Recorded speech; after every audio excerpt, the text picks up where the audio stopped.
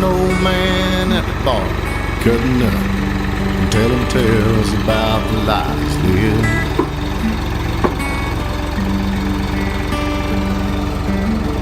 Places in this world he's been, women he's loved, and all the crazy things he did.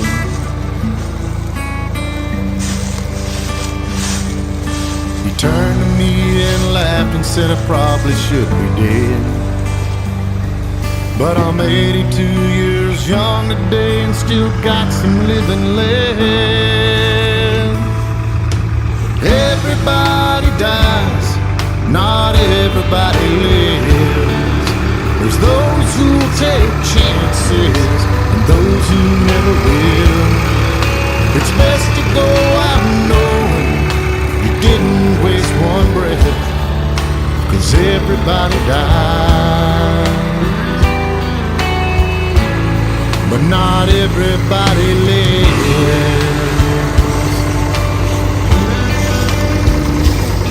He said, do things while you're still young, son, 'cause when you're older, you got something to talk about.